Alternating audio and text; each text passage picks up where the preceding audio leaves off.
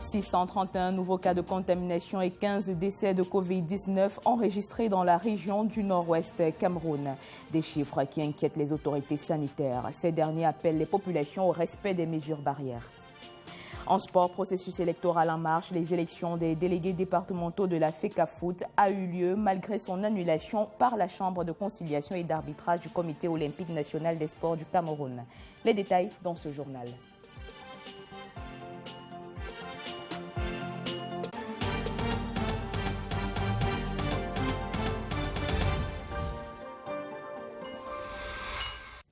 Mesdames, Messieurs, c'est un plaisir de vous retrouver. Vous êtes bien en direct du journal sur Dash News. Bonjour.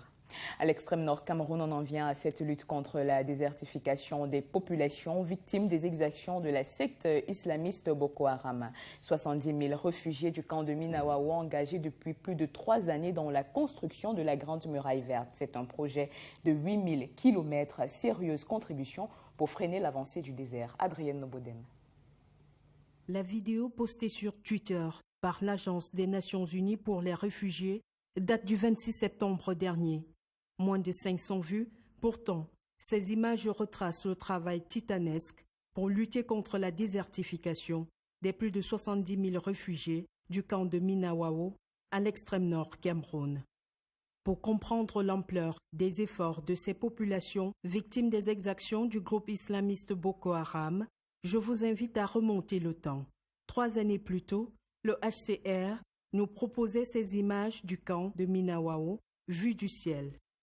Paysage typique des zones désertiques, plus de 319 km² de terre occupés depuis 2012 par des hommes et femmes à la recherche de paix. Au nom de la survie et face à un adversaire imprévisible, le désert, ils se sont engagés à construire une grande muraille verte. À ce jour, 360 000 arbres déjà plantés. Minawao est devenu un endroit très vert et cela présente de nombreux avantages. Nous pouvons nous protéger du soleil. La qualité du sol s'est améliorée et les arbres retiennent l'eau. La muraille verte, aujourd'hui exécutée à 15%, sera longue de 8 000 km et s'étendra sur toute la longueur de l'Afrique, selon les coordonnateurs du projet. Dans le camp de Minawao, à l'extrême nord Cameroun, une stratégie est mise en place pour la fabrication d'une source d'énergie alternative comme ces briquettes écologiques. Et on parle d'environ 28 000 doses de vaccins contre la rougeole et la rubéole disponibles dans les districts de la région du centre qui sont menacés de péremption. C'est la substance du rapport de la 37e réunion de coordination du programme élargi de vaccination. Cette situation qui est due, selon les autorités sanitaires, à la pandémie de Covid-19 qui affaiblit le niveau de vaccination. Serge Bertrand ici nous en dit plus.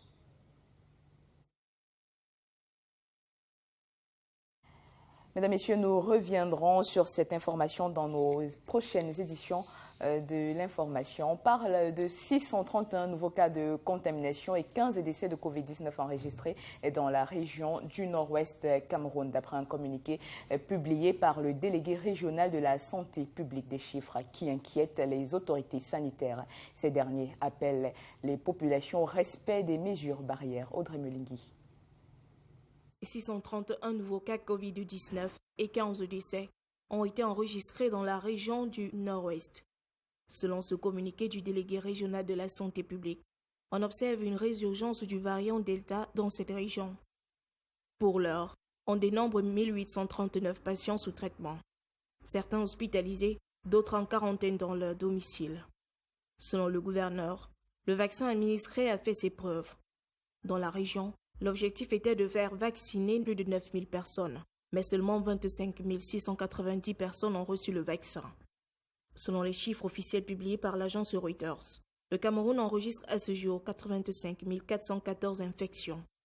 Alors que la campagne de vaccination se poursuit, les populations sont appelées à se faire vacciner tout en respectant les mesures barrières. C'était hier la journée mondiale du tourisme qui s'est célébrée sous le thème tourisme et croissance inclusive. Le ministre d'État Bello Boba Maïgari, qui a présidé les activités au bois Sainte-Anastasie à Yaoundé, a tenu à indiquer la vaccination contre le Covid-19 comme moyen principal de relancer le secteur économique. À Yaoundé, Rostan Obam, reportage. L'hôtellerie a été l'un des secteurs le plus affectés par la pandémie de Covid-19. Les hôtels fermés, les trafics aériens interrompus, les frontières fermées, couvre-feu, les agences de voyage et institutions hôtelières ont mis la clé sous le paillasson et déclaré faillite.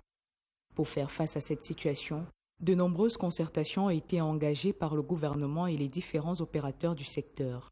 1 an après la pandémie, le secteur peine toujours à se relever. Mais on note une réouverture des hôtels et restaurants dans certaines villes du pays.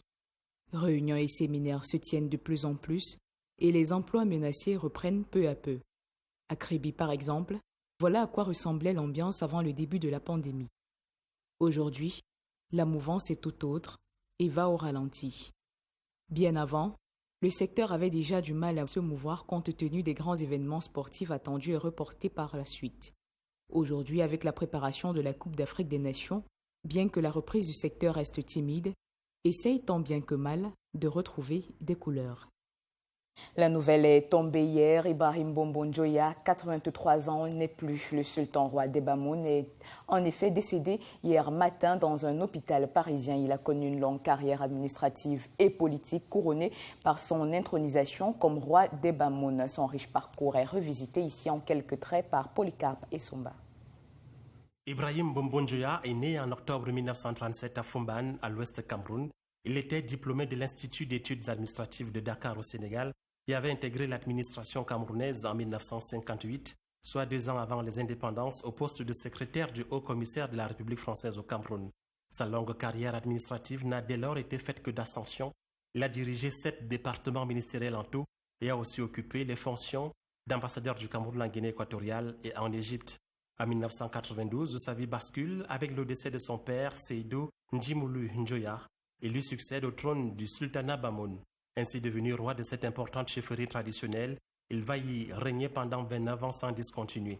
Sur le plan politique, Ibrahim Bombon Djoya aura été un membre influent de l'UNC, le parti créé par Amadou Ahidjo, mais encore plus du RDPC de Paul Biya, dont il était membre du comité central et du bureau politique.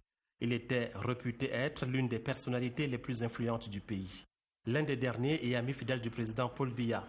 Évacué il y a quelques jours en France pour y suivre des soins, il est finalement décédé ce matin à l'âge de 83 ans à Paris, ouvrant du coup la voie à la désignation d'un nouveau roi que tout le peuple bamoun attend avec frénésie. Les candidatures à la tête de l'Organisation mondiale de la santé se précisent. Directeur de l'organisation depuis 2017, Tedros Adhanom, candidat à sa propre succession, bénéficie du soutien du Kenya. Pour l'heure, l'Éthiopien de 56 ans, seul candidat officiel à ce poste, n'a pas la caution de son pays d'origine. Adrienne Nobodem nous en dit plus. Le mandat de Tedros Adhanom, amorcé depuis 2017 et qui sera fort clos au mois d'août 2022, aura été sérieusement impacté par la pandémie de Covid-19. En devenant le premier Africain à diriger l'Organisation mondiale de la santé, l'ancien ministre de la diplomatie éthiopienne s'est retrouvé en première ligne d'une crise sanitaire mondiale. Une gestion de la pandémie qualifiée d'exemplaire sur Twitter par Macharia Kamau, premier secrétaire du ministère des Affaires étrangères du Kenya. C'est certainement cet argument qui a décidé le soutien du pays à Tedros Adhanom, candidat à sa propre succession. Il bénéficie dans la foulée du soutien de l'Union européenne. À 56 ans, le docteur en santé communautaire, qui n'a pas encore confirmé officiellement sa candidature à ce poste, savait qu'il ne pouvait pas compter sur le soutien de son pays d'origine. Le régime d'Abiy Ahmed l'accuse en effet d'avoir utilisé sa position de directeur de l'Organisation mondiale de la santé pour apporter son soutien au TPLF, tout comme il a pris sur lui de dénoncer la répression de l'armée régulière dans sa région natale du Tigré. En sport, je vous le disais en titre, le processus électoral des délégués départementaux de la FECAFOOT a bien eu lieu malgré son annulation par la Chambre de conciliation et d'arbitrage du comité olympique national des sports du Cameroun. L'instance ne reconnaît pas la légalité et la légitimité de l'exécutif actuel de l'instance fêtière de football et sa compétence à conduire un tel processus électoral. Krousti Sanders Bangé. La Chambre de conciliation et d'arbitrage du Comité olympique national des sports du Cameroun avait annulé jeudi l'Assemblée générale de la FECAFOOT ayant abouti à l'adoption des textes et règlements des élections du comité de l'exécutif de la FECAFOOT. Tout portait à croire qu'on allait à la suite de cette décision assister tout au moins à un report de cette élection. Le processus s'est poursuivi et les élections des délégués départementaux ont bel et bien eu lieu. Ainsi, malgré la décision du CCA, du Comité national olympique et sportif du Cameroun, tout s'est déroulé comme prévu. Samuel Eto'o, candidat pour être délégué au département de la Sanaga-Maritime, a bel et bien voté et a été élu. Les organes en charge de l'organisation des élections comptent aller au TAS pour valider le processus électoral. Le TAS sera saisi une nouvelle fois par les instances juridictionnelles de Tinga pour valider tout le processus qui a débuté le 13 juillet. Ainsi, seule une décision similaire à celle du CCA au Comité national olympique et sportif du Cameroun, venant du tribunal arbitral du sport, peut annuler le processus. On est donc reparti pour une énième guerre entre la FECAFOOT et certains acteurs du football qui mettent tout en œuvre pour réhabiliter les textes de l'Assemblée générale de mai 2009. Et c'est la fin de votre édition de l'information, mesdames, messieurs. Merci de nous avoir suivis. L'actualité se poursuit sur Dash News. Prochain journal dans un instant. Bonjour.